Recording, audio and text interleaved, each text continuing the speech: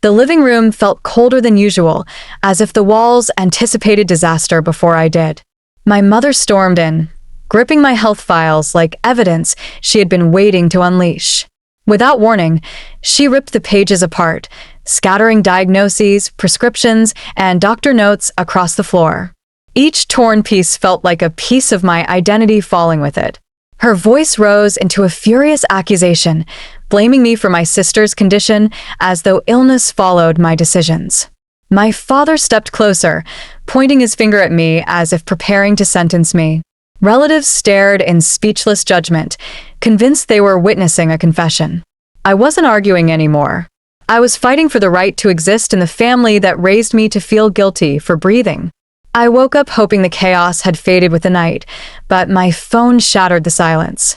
My father's voice carried no remorse, only commands.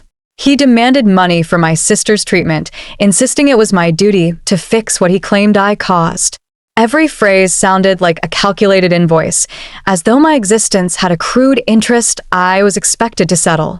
He didn't ask if I was able. He told me I was responsible, as if biology determined a lifelong contract. I listened, stunned, realizing I was no longer a child in their eyes.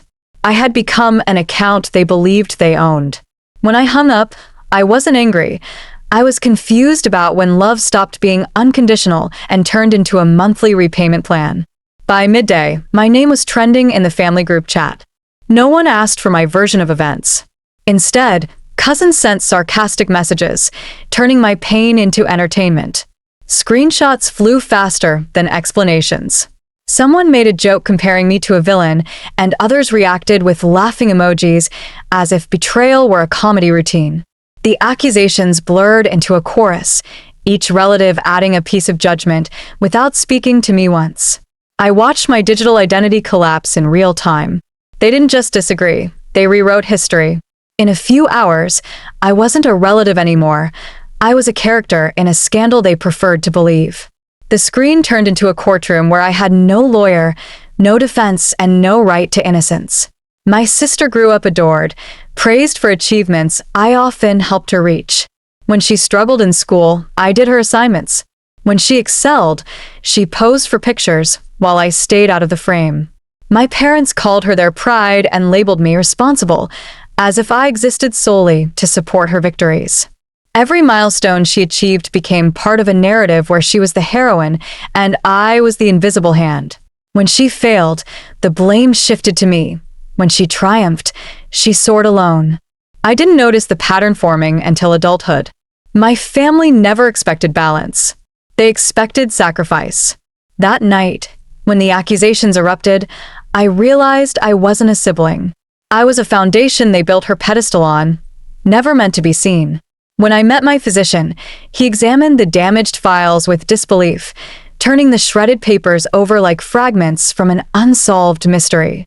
He asked questions I hadn't dared consider. Why would parents destroy medical records that protect you? His tone wasn't accusatory, it was concerned, almost puzzled. I had no answer.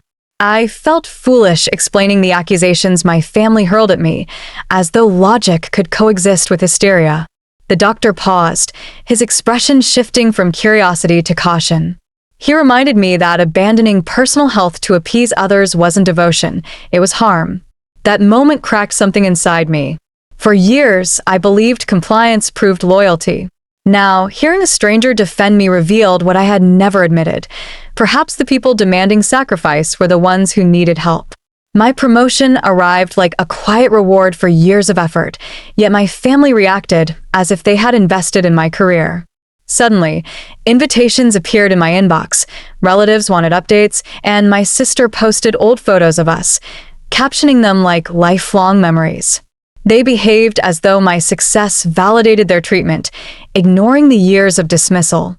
Every compliment felt rehearsed, like lines from a play they practiced just in case I became valuable. My new title turned me from burden into opportunity. They spoke proudly of me in public, yet privately hinted about financial help, as though my income belonged to them. Their approval didn't comfort me. It exposed a truth I couldn't ignore. They weren't proud of who I was, only what I could provide. When I arrived at the family dinner, The atmosphere felt staged. My mother lifted her glass and praised my accomplishments as though she had nurtured them. Laughter followed, and everyone acted like peace had returned.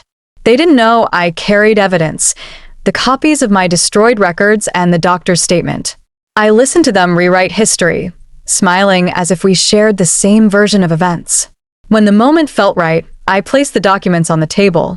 Conversations halted instantly. My mother's smile froze.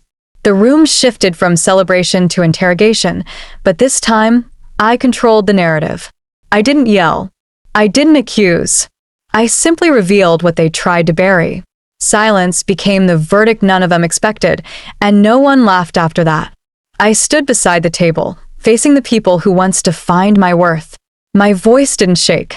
I explained the accusations, the destroyed records, the demands for money, and the years spent carrying blame that never belonged to me.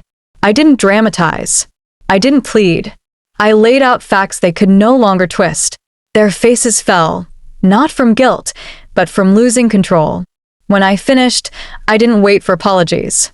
I didn't need them. I walked out, leaving their expectations behind like a coat that no longer fit. Freedom wasn't a speech. It was the decision not to return to a place that thrived on my silence. That night, I learned something powerful. Families can break you, but they cannot imprison you once you name the door.